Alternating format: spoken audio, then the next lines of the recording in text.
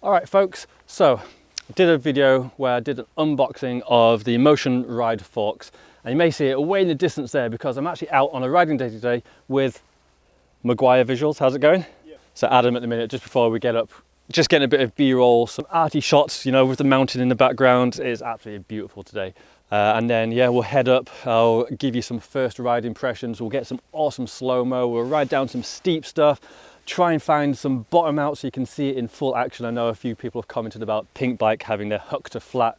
So we'll try and find stuff like that and see how to cope. You know, we may as well just get stuck into this. We found a particularly steep, kind of bumpy wee chute to go down here. So Adam is setting up down there. I'm not even warmed up, but we're just gonna send it down this, see how it copes. Maybe if I can feel brave after a few runs, a bit of warming up, I can even see a bit of a hook to landing down there. It's probably just faster to roll it, but got to do some testing. Let's see how this goes.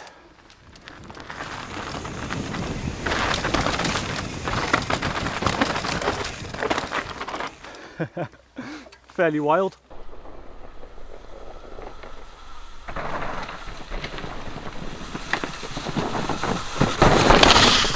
I might just try and hook a bit of a gap. Here goes.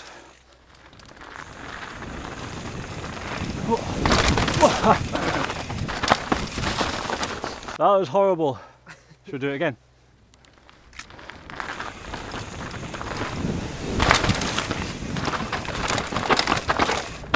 That's better.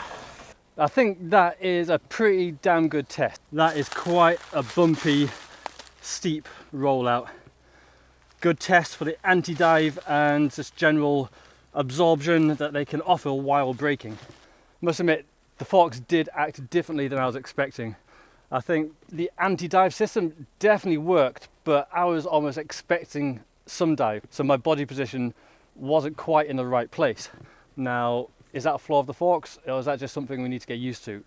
We need to go and find out some more. But the first attempt I landed, I had my weight in the wrong place and it felt quite jarring, almost as if my arms gave way a little bit. However, the second time I kind of adapted for it and it actually went way nicer. Braking on these, it seemed to keep the front end up. It did what it's supposed to do.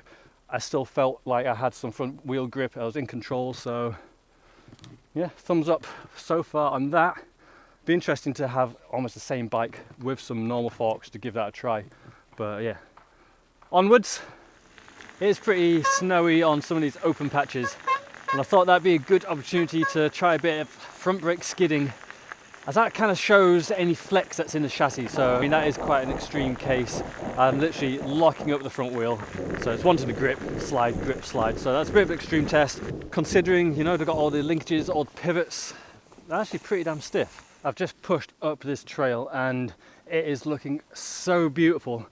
I've left Adam down there. I just can't resist it. I'm going to put the chest cam on and I'm going to send it down this. Let's do this.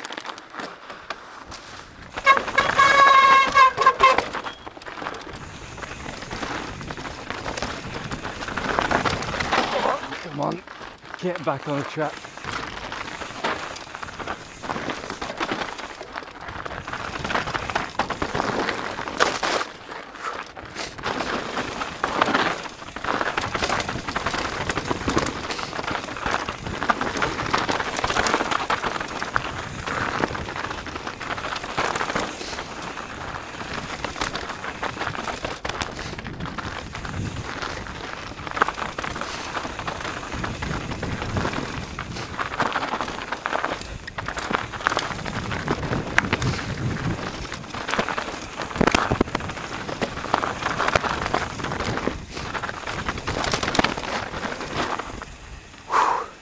Right, I do have a disclaimer, everyone. I haven't ridden these trails, or any trails for that matter, for a long time that are this frozen. That trail was the harshest thing. Everything was just frozen, absolutely solid. No forgiveness in any of like the, I would say mud, but there wasn't any mud. Basically what I'm saying is, I don't know how a normal fork would have acted down that. So it's kind of a difficult one to say, oh yeah, these forks are amazing down there, when I'm not really used to it. What I will say is, I didn't particularly find I was like taken by surprise by the forks on anything down there. They kind of felt fairly natural. I think I did notice that when I was braking, the front end stayed higher. I didn't feel particularly any dive. One thing I do need to figure out though is the harshness when I was using my front brake. Was that because the floor was just absolutely rock solid, or did my suspension suffer because I used the front brake? So that's one thing I still need to find out. And that's where having a back-to-back bike with my old forks would be really handy, because I'd love to know how they felt down there. I'm not gonna lie, this is something I wanted to do today. A bit of a road gap. I've never done this, just because we normally just ride past. We've seen people session this, but I've never hit it myself. It looks kind of fun. From here into the black eternal darkness. Today is not prime weather for it. The run up is completely snow. I've had to smash a puddle and clear a bit of snow off here, and I'm gonna go and have a roll, see how it feels, but I ain't promising anything.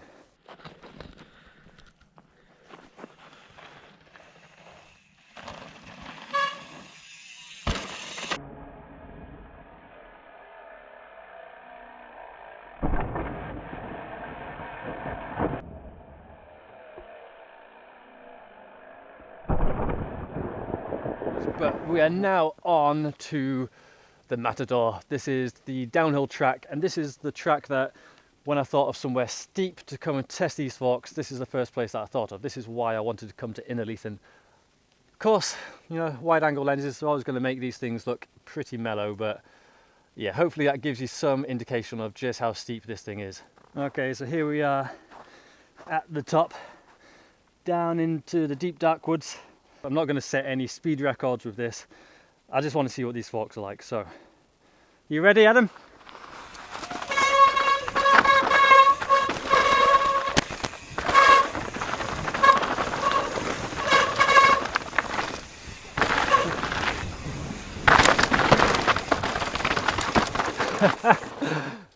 That was wild. I ended up going about twice as fast as I expected then.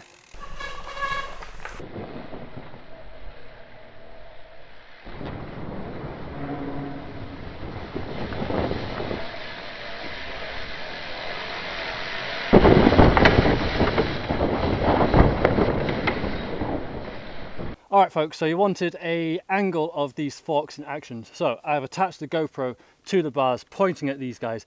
It should look pretty cool, nice and stable, and hopefully show these forks fully in action.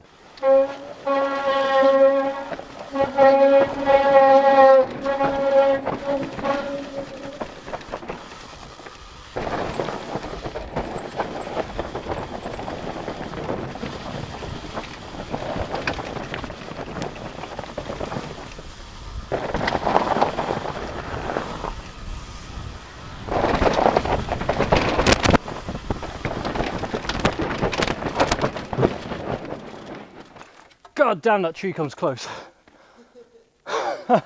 We have come a bit further down the Matador to quite a cool feature. Now you've got some pretty rooty step downs there for the setup for this.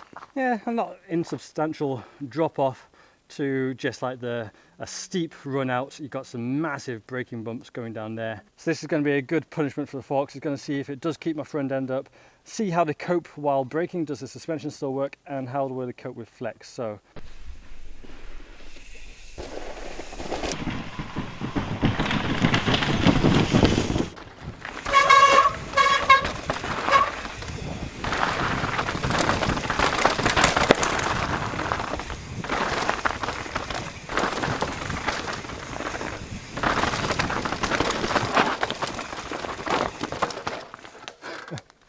went a bit further than I planned.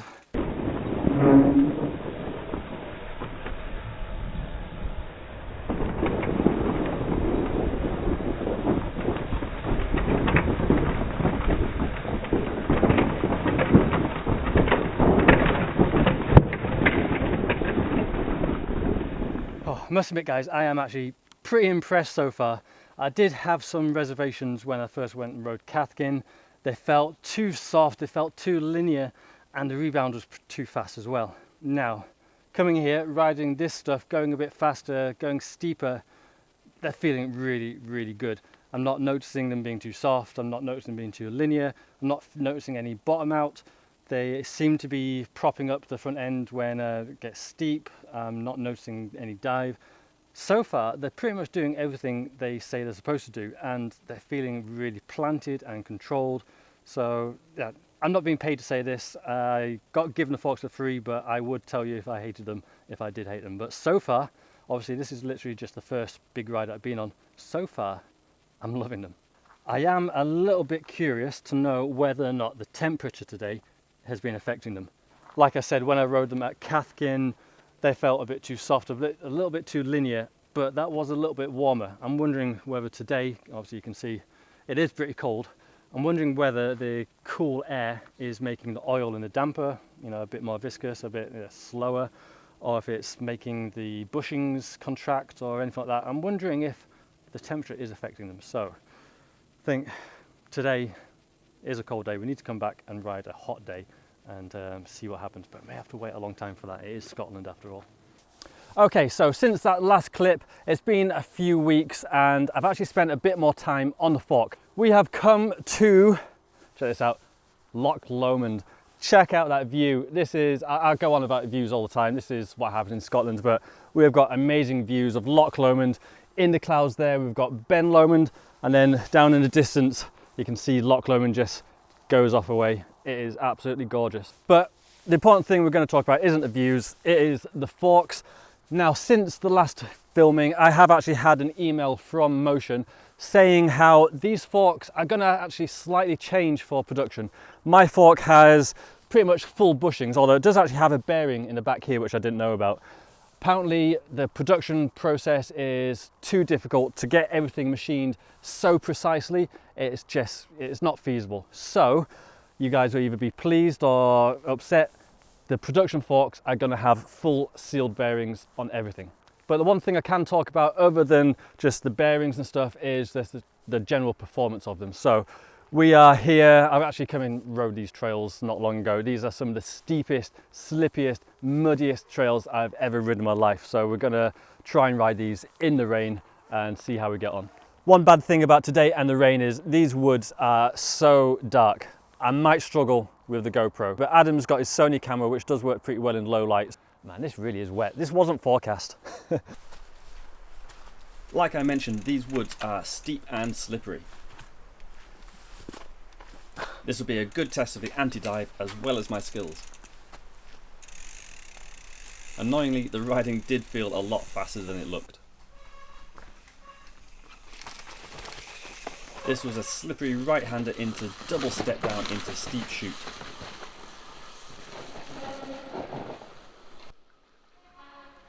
And then a fairly long off-camber straight. It's places like this with the angled routes I often have difficulty with. This was a particularly tricky section with a rooty off-camber setup into muddy rutted corners which kept on getting steeper.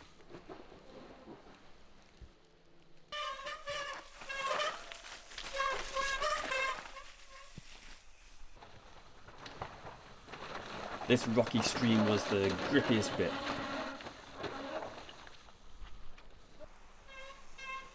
But it didn't last long before sending me into this steeper than it looks chute.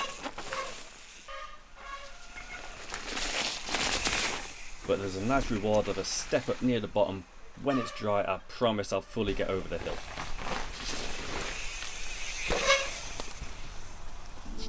Okay, final review time. What are my thoughts on these forks? Now bear in mind that I've only had these a few weeks, but in those weeks I have tried to punish them. I've tried to take them down the steepest trails I could find, tried to ride them in the muddiest conditions I could find. I've ridden them in the iciest conditions. That was purely accidental though. I've tried to brake going down steep braking bumps. I've tried to jump them. I've tried to bottom them out. I've tried to twist them, ride off camber, ride rooty, slippery stuff. So yeah, in the few weeks I've had them, I have tried to punish them as much as I can.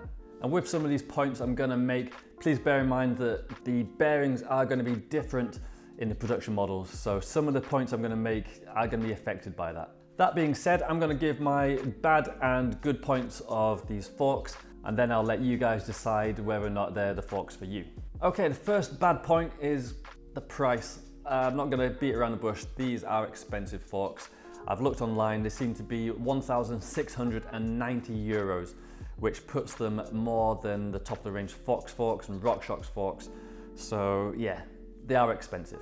The next bad point is the weight. They are heavy forks. They're not super heavy, but they are just a few grams heavier than the coil forks I've been running before. If you're used to air forks, then yeah, they are going to be noticeably heavier, but myself, coming from coil forks, I've not noticed any difference. The next bad point is these forks aren't the most adjustable forks in the world. If you're a bit of a suspension tweaker, then you're going to struggle to tweak these forks as much as you can other ones. The next bad point I've noticed is, although these forks are very stiff front and back, they do have a bit of a twist side to side to them.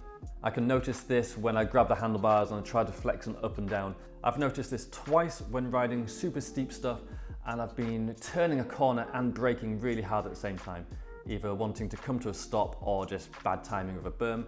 I have noticed the forks are twisting and then they just want to unwind, and it is quite a weird feeling. Although I must mention, I've not noticed this when riding normally down a trail, so take that as you will. Now this next bad point, I don't know whether it's been the bushings that affected this, whether or not full sealed bearings will help, but one thing I have noticed is there has been an increase of friction as I've been testing these forks. Now when I got them first out of the box, they were the most supple things in the world, like practically the most supple forks I've ever felt. But as I've been riding, I don't know whether it's been the cold weather, the jet washing I've been doing, the mud that I've been getting all over it, but there has been more friction and it needs more force to break away and get the forks moving. The next bad point is the lack of a QR axle. Now I've been having to take my front wheel on and off to get it onto my car to take it to go riding. And yeah, this is just a minor thing, but I would love to have a quick release on there just to make life a little bit easier. The last bad point is simply, I would like it if I could fit a mudguard to these a little bit easier, either if Motion Ride came up with their own one that fit these specifically, or maybe I can just modify my old mudguard to fit. I'd have to cut out some notches just to get past these linkages. But I have noticed I have got massive blobs of mud right in my eye when testing these forks out.